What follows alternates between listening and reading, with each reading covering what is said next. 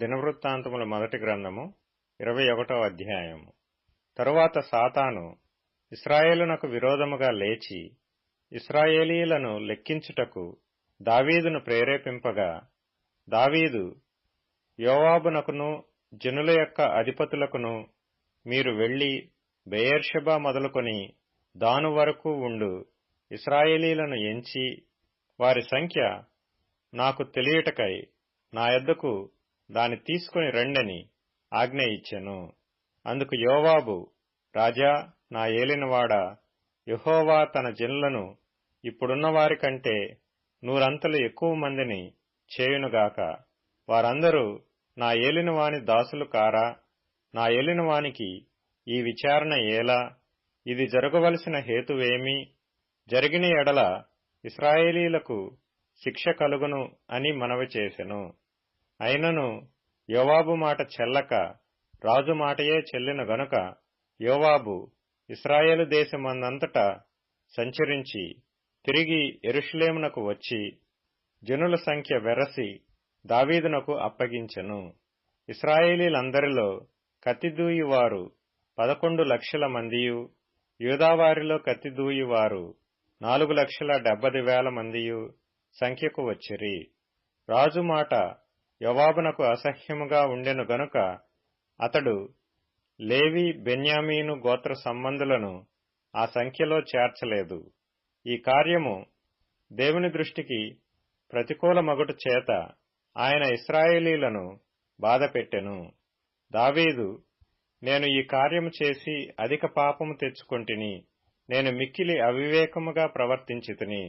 ఇప్పుడు నీ దాసుని దోషము పరిహరించుమని దేవునితో మొర్రపెట్టగా, యెహోవా దావీదునకు దర్శకుడగు గాదుతో ఈలాగు సెలవిచ్చెను, నీవు వెళ్లి దావీదుతో ఇట్లనుము, యెహోవా సెలవిచ్చినదేమనగా, 3 విషయములు నేను నీ ఎదుటనుంచుచున్నాను. వాటిలో ఒకదానిని నీవు కోరుకొనిన ఎడల దాని నీకు చేయుదును. కావున గాదు దావీదునొద్దకు వచ్చి ఇట్లనెను, 3 ఏండ్ల పాటు కరువు కలుగుట, 3 నెలల పాటు నీ శత్రువులు కత్తిదూసి నిన్ను తరుమగా నీవు వారి ఎదుట నిలవలేక నశించిపోవుట, 3 దినముల పాటు దేశమందు యెహోవా కత్తి అనగా తెగులు నిలుచుట చేత యెహోవా దూత ఇశ్రాయేలీయుల దేశమంతటా నాశనము కలుగజేయుట అను వీటిలో ఒకదానిని నీవు కోరుకొనుమని యెహోవా సెలవిచ్చుచున్నాడు. కావున నన్ను పంపిన వానికి నేను ఏమి ప్రత్యుత్తరమియ్యవలనో దాని యోచించుము. అందుకు దావీదు, నేను మిక్కిలి ఇరుకులో చిక్కియున్నాను. యెహోవా మహాకృపగలవాడు. నేను మనుషుల చేతిలో పడక ఆయన చేతిలోనే పడుదునుగాక అని గాదుతో అనెను. కావున యెహోవా ఇశ్రాయేలీయుల మీదికి తెగులు పంపగా ఇశ్రాయేలీయులలో 70,000 మంది చచ్చిరి. యెరూషలేమును నాశనము చేయుటకై దేవుడు ఒక దూతను పంపెను. అతడు నాశనము చేయబోచుండగా యెహోవా చూచి ఆ చేటు విషయమై సంతాపముంది నాశనము చేయు దూతతో, చాలును, ఇప్పుడు నీ చెయ్యి ఆపుమని సెలవీయగా, ఆ దూత యెబూసీయుడైన ఒర్నాను కళ్ళము నొద్ద నిలిచెను. దావీదు కన్నులెత్తి చూడగా భూమి ఆకాశముల మధ్యను నిలుచుచు వరదీసిన కత్తి చేత పట్టుకొని దానిని యెరూషలేము మీద చాపిన యెహోవా దూత కనబడెను. అప్పుడు దావీదును పెద్దలను గోనె పట్టలు కప్పుకొనిన వారై సాష్టాంగపడగా, దావీదు, జనులను ఎంచుమని ఆజ్ఞ ఇచ్చిన వాడను నేనే గదా, పాపము చేసి చెడుతనము జరిగించిన వాడను నేనే గదా, గొర్రెల వంటి వారగు వీరేమి చేసిరి?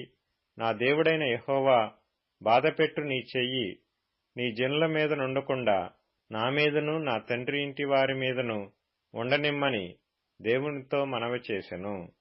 యెబూసీయుడైన ఒర్నాను కళ్ళమునందు యెహోవాకు ఒక బలిపీఠము కట్టించుటకై దావీదు అచ్చటికి వెళ్లవలనని దావీదునకు ఆజ్ఞ నిమ్మని యెహోవా దూత గాదునకు సెలవీయగా, యెహోవా నామమున గాదు పలికిన మాట ప్రకారము దావీదు వెళ్ళెను. ఒర్నాను అప్పుడు గోధుమలను నూర్చుచుండెను. అతడు వెనుకకు తిరిగి దూతను చూచినప్పుడు అతడును అతనితో కూడానున్న అతని 4 కుమారులను దాగుకొనిరి. దావీదు ఒర్నాను నొద్దకు వచ్చినప్పుడు ఒర్నాను దావీదును చూచి కళ్ళములో నుండి వెలుపలికి వచ్చి తల నేలమట్టుకు వంచి దావీదుకు నమస్కారము చేసెను. ఈ తెగులు జనులను విడిచిపోవునట్లుగా ఈ కళ్ళపు ప్రదేశమందు నేను యెహోవాకు ఒక బలిపీఠమును కట్టించుటకై దాని నాకు తగిన క్రయమునకిమ్మని దావీదు ఒర్నానుతో అనగా, ఒర్నాను, రాజైన నా ఏలినవాడు దాని తీసుకొని తన దృష్టికి అనుకూలమైనట్టు చేయునుగాక.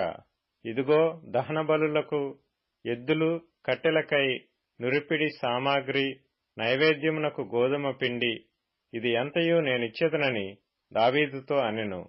రాజైన దావీదు, అట్లు కాదు, నేను నీ సొత్తును ఊరక తీసుకొని యెహోవాకు దహన బలులను అర్పించను.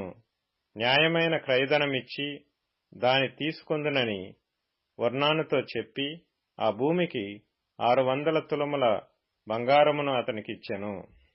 పిమ్మట దావీదు యెహోవాకు అచ్చట ఒక బలిపీఠమును కట్టించి దహన బలులను సమాధాన బలులను అర్పించి యెహోవాకు మొర్రపెట్టగా ఆయన ఆకాశములో నుండి దహన బలిపీఠము మీదికి అగ్ని వలన అతనికి ప్రత్యుత్తరమిచ్చెను.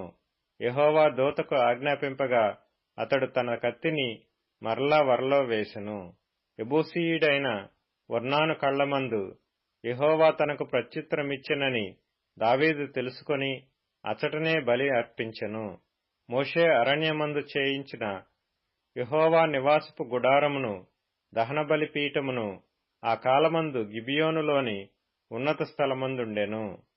దావీదు యెహోవా దూత పట్టుకొనిన కత్తికి భయపడిన వాడై దేవుని యొద్ద విచారించుటకు ఆ స్థలమునకు వెళ్లలేకుండెను.